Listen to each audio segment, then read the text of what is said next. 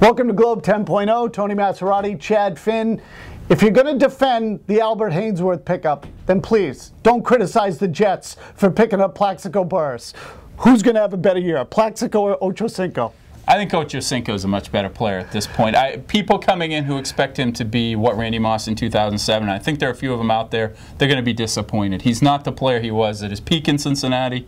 He slipped a little last year, 12.7 yards per reception. But he can give you everything Deion Branch gives you. And the guy's legitimately funny, so it's going to be a good time when he's here. Yeah, and as for Plaxico, this is a Patriot-like move by the Jets. Talking about a guy, now there were other teams interested, obviously, but a guy whose stock was low, coming out of prison, as Alan Miller, our producer, just said. Plaxico actually comes out of prison. Ochocinco might as well have in Cincinnati.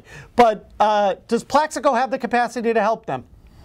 That's a miss. See, I love the move. They didn't work him out. He's been in prison for 3 years. He hadn't been healthy for the 2 years before that. Provided he hasn't shot anybody in the leg in the interim or doesn't do it again.